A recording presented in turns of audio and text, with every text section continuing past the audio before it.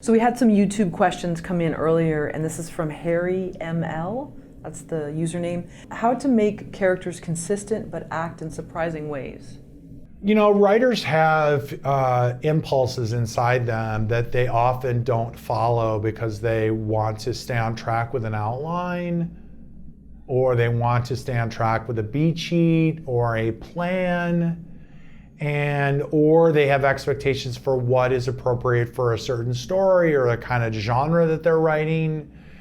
And so they ignore the impulses or the intuitive thoughts that they have, the imagination sparks. And those are the things, when you surprise yourself with an idea, you need to embrace it. You know, whenever something comes up in your mind, you know, we self-censor a lot. And we're like, well, I mean, he can't rip her shirt off right there, can he? And it's just like, no, that's not I mean, maybe not. It's gotta be something else. And it's just like, well, maybe he does. And maybe she like grabs his wrist after that, because then you're like, and then what happens? Then what happens? Then what happens? Then you're going down the rabbit hole and you're making things up and you're surprising yourself. That's how we create, you know, characters. Obviously, we want the character to still be the character. Would the character maybe want to rip the shirt off or whatever, or grab the paint can or run out of the car and start running out of the field when they were supposed to stay in the car in the outline, and then they started running toward the football field when you started to write it? Are you going to allow that to happen? And I think writers have to listen to their instrument, listen to their imagination. You know, you don't talk about imagination a lot when we talk about the craft of screenwriting. We don't really talk about imagination, like what that is, and like how we like, what if, that whole thing. And we don't cultivate that because it really is so messy and so nonlinear and spontaneous that it's hard to write a book about it. Like, it's hard to organize a system, a beat sheet or a formula about imagination.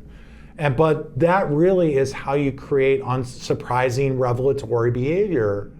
It's sort of like, and then what if this happens? And you're just like, oh my God, you know, we were talking about the Meg and how people like kind of just, you know, are like, well, I'm not gonna see this shark movie with Jason Statham, and it's a genre movie, like silly, stupid movie, right?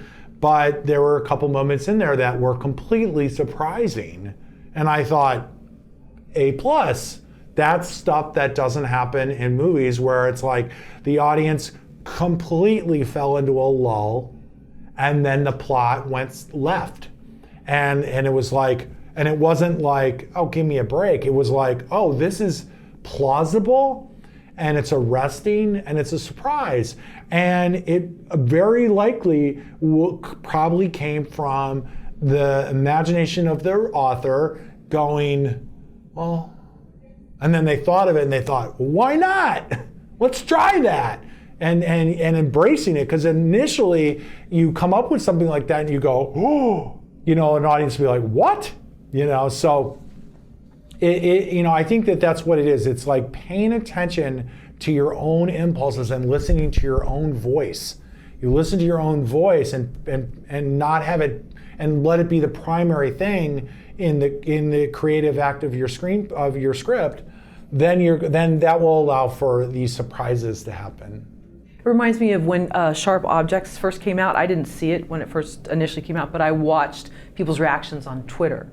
And by seeing that, then I was like, okay, then I want to see it. Yeah. Because they were like shocked, and let's assume these are real Twitter accounts. Right.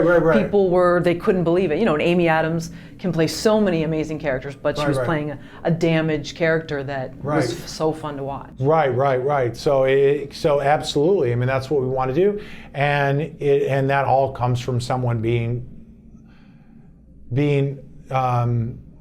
allowing themselves to be creative. You know, you've got to say, like, you know, I'm going to just have her like run out of the car, and that's going to totally screw up my outline, but it's really cool. But it could, maybe I could have a lot more work to do because I'm making this decision. but I'd rather do a lot more work and not be lazy and embrace it, because it's really revelatory and awesome. But people don't want to do that. They're like, oh, if I ever do that, then everything's screwed up, and so I'm just going to stay on course on the thing that's not surprising, and people are predicting, because I'm predicting everything because I'm following a roadmap. You lose the roadmap and you start flying by the seat of your pants. That's like, well, what's going to happen? I don't know what's going to happen, Do you think that's really laziness, or that's wanting to be, again, the teacher's pet versus the Johnny Rotten in the back, that wants to... Well, of course it's fear. Of course there's fear of like, oh, I need to do it this way or it's not going to work out. But I think mostly writers they won't upend their outline, or they won't upend their plans or whatever. I mean, a lot of them will say, well, look, if it goes off my script, I always embrace it, but I don't know. I think a lot of people, I think we write outlines a lot of times to make the process faster, but at the expense of something being more surprising and revelatory. A lot of things don't need to be outlined. If they're character driven, you can sort of discover a lot of really special moments in a story by just seeing where it goes. Heist movie, a murder mystery, that becomes more difficult to just sort of follow character impulses, because you've got more of a puzzle to figure out. It's like, okay, how does this going to work? But